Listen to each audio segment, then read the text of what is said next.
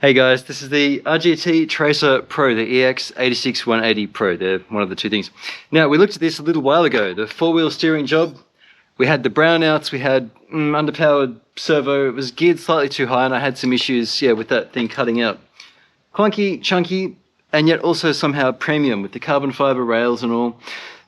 This will be the second part of that review, I suppose. Today we want to get it onto the 6 problem course, which is right next to where we're filming this right now. We're going to see how many out of 6 it can do. We're going to see where its weaknesses are, and that will complete the picture for what you need to know about whether or not to get this truck. It's been around for a while now. Can it still compete with the new stuff? Probably not, but maybe. Who knows? Let's get it on the rocks. This is problem 1, the very first time I've driven the Tracer on this course. All I've done since the review video, let's just give it four-wheel steering. That's this button here. If you haven't seen the review, by the way, watch that first. It'll give you an idea of what we're dealing with here. I'll link that in the description. All I've done since that initial review, here's crabbing. Oh no, sorry, just front rather. Four-wheel steering again.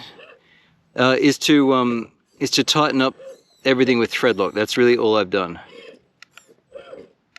There we go.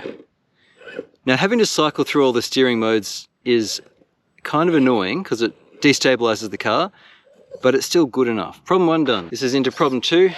So what I'd really prefer is to be able to hold where the steering is at when I cycle, but it's not really possible.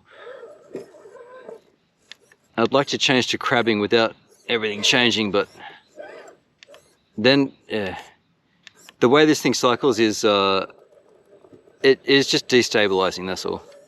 Not a big deal, but enough that you've got to be thinking. See, I would have liked crabbing just to finish, just to get that rear around.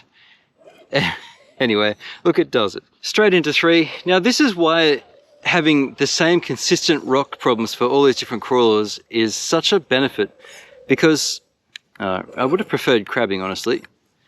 There we go. It's such a benefit because I wasn't too impressed with this thing out on the rocks the other week. But these consistent problems really help show up a rig's shortcomings, or in this case, its strengths. We're unlikely to get this. So having four-wheel steering like this, where it's opposite for each end, one thing you may not realize with four-wheel steering like this, it's not just that it gets the butt around when you move it like this. You're actually altering the length of the wheelbase. Dearie me. Now these metal axles actually work against it. Okay, they're working for it now because the weight was good. They work against it because it's the metal actually scrapes. It scrapes on the rock. It doesn't pass over the rock well, so it's catching in places. One last go. Gee, she's a heavy bus. All right. It's nice that you've got carbon fiber and a nice light body, because even though, it is heavy, that mass is nice and low, so it's not actually all bad. I can see why people like this car. Now, oh man. See, when I change between steering modes, you lose your position. It's really the biggest weakness of this control schema.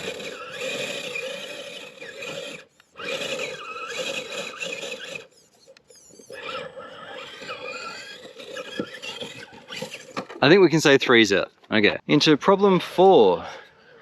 I've left four-wheel steering on for that adjustable length wheelbase because I think it's going to be useful on this section here.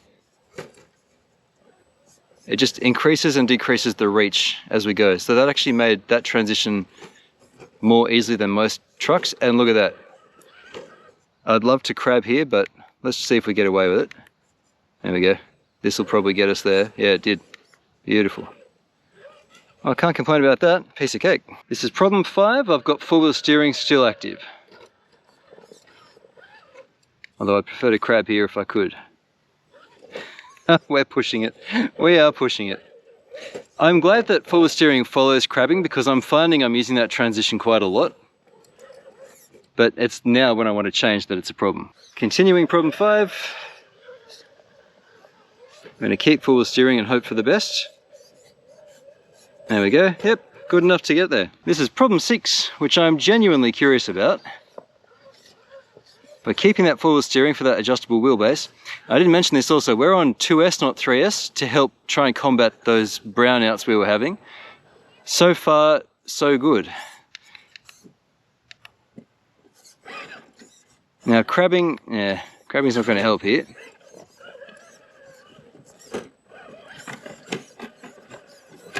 Yeah, the brownouts were happening on 3S, but I don't think they're happening on 2S, which is good news.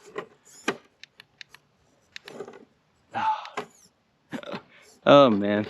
Alright, this is the last attempt for 6. I've had a couple of goes at it.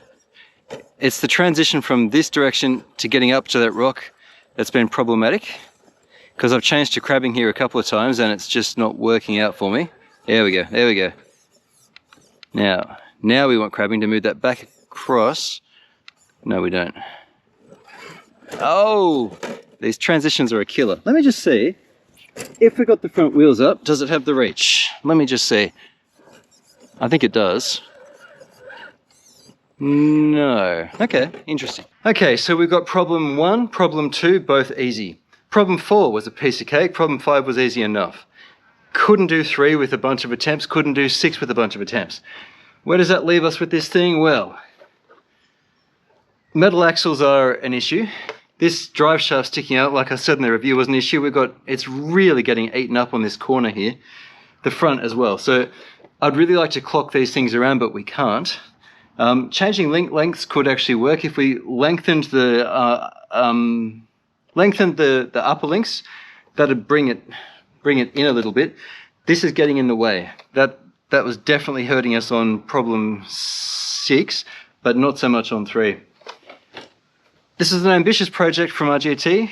I commend them for it. I like that it's a premium finish, but the Ecto, which is cheaper and only 2-wheel steering, outcrawls it. The Capra 4-wheel steering outcrawls it. This is old RGT, it's not new RGT. And if you like the model, get it. It's still capable. Don't forget the Loctite to go right over it, the thread lock. And just be aware that it's got its little issues like most cars do. It is fixable though. Not terrible, certainly better than average, but for the spec sheet, it should be better. And it is quite heavy. So that's a conclusion from this point I'd leave you to draw. Big thank you to my channel sponsors, all of you guys, the channel members. Thank you so much. I really appreciate your support. And I thank all of you for watching. Thanks for hanging out with me on the rocks today. Short and sweet today, wasn't it? But we can put a lid on the RGT Tracer Pro chapter. Thanks for watching, guys. Throw me a like. I'll catch you next time on RC-TNT.